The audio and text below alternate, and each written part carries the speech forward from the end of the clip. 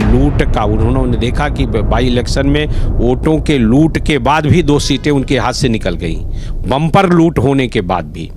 देखिए, ये विपक्ष का काम है आरोप लगाना, और चुनाव जो है शांतिप्रिय ढंग से हुआ है। तो आज हम इस वीडियो में देखेंगे लालजी वर्मा और धर्मराज निषाद, मौजूदा विधायक। लालजी वर्मा का कहना है कि बूथों पर लूट हुई और धर्मराज जी का कहना है कि ये विपक्ष जो है हमेशा ही आरोप लगाते हैं। आज दोनों के वाक्य हम इस वीडियो में साथ साथ देखेंगे। आप देख रहे हैं सौरभ वर्मा ब्लॉग और मेरा नाम है सौरभ वर्मा। धन्यवाद। पहले तो आपको धन्यवाद दे रहा हूँ, और दूसरी बात आपने पूछा कैसा लग रहा है। चुनाव जो है, जब टिकट घोषणा नहीं हुआ था तो कटहरी की जनता ने जो है आवाज़ देकर कि इस क्षेत्र से भारतीय जनता पार्टी अगर धर्मराज निषाद को टिकट देगी तो जीत सकते हैं। पार्टी ने सोच विचार करके मुझे उम्मीदवार बनाया, और क्षेत्र की जनता ने चुनाव लड़ा, और चुनाव लड़ने के बाद जो आज़ादी के बाद आज तक इतने वोटों से 35,000 वोटों से कभी किसी ने नहीं जीता था, एक रिकॉर्ड बना करके मुझे जिताने का काम किया है। ये पार्टी की जीत तो है ही है, लेकिन पार्टी के साथ साथ क्षेत्र की जनता की जीत है। भारतीय जनता पार्टी का है, और भारतीय जनता पार्टी ने जानबूझकर चुनाव में जो श्री दयाशंकर जी जो कह रहे हैं, इन लोगों ने जो लूट की है वोटरों की, लोकतंत्र की जो हत्या की है अधिकारियों के साथ मिलकर, उसको छिपाने के लिए कि उस पर चर्चा ना होने पावे, इसलिए जानबूझकर साजिश करने का काम किया कि इतना हमारे करने के बाद, इतना लूट करने के बाद, इतना पैसा बांटने के बाद, इतना अधिकारियों का प्रयोग करने के बाद भी 2 सीट हमारे हाथ से निकल गई। वो इस बात को पचा नहीं पा रहे हैं, और इसीलिए जानबूझकर ये साजिश करने का काम किया।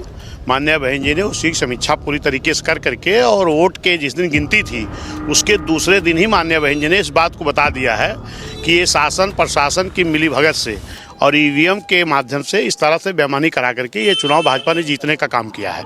हम तो खुद रहे हैं कटहरी में, हमने देखा है कि तमाम बूथों पर जो हमारे बिरलो थे उनके द्वारा जो लोग वोटर थे उनका तो वोट पड़ा, जो नहीं थे उनकी वोट की पर्चियाँ जो लाल वाली बटी थी, उन पर्चियों को लेकर के खुद अधिकारियों के माध्यम से लोगों ने डरवाने का काम किया है। आज जिस तरह से बैठक में बहन जी काफ़ी नाराज दिखी, क्योंकि कहीं ना कहीं जो बसपा का वोट बैंक है वो काफ़ी कम हो रहा, उसको लेके क्या कहाँ थी? आप बार बार इस बात को कह रहे हैं, बहन जी नाराज कहाँ थी? बहन जी तो कह रहे हैं कि जो हमारे जो ये सरकार है, सरकार के द्वारा ईवीएम के द्वारा बेईमानी कराया गया, उसके बाद वोट में काफ़ी धांधली हुई है, प्रशासन के लोगों ने धांधली की है, और इसलिए की है कि उनकी सरकार है, और ये मालूम है अधिकारियों को भी कि आगे भी इनकी सरकार रहेगी। इसलिए तो बहन जी ने कहा कि उपचुनाव हम अब नहीं लड़ेंगे, और क्योंकि इस पर बहुत धांधली हुई है। नहीं, 1991 में माननीय अनिल तिवारी जी जीते थे और मंत्री बने थे, लेकिन हम आपसे इतना ही कहेंगे कि हम जब बसपा में थे तो कटहरी से 3 बार जीते, तो हमें सर्व समाज के लोगों ने वोट दिया था।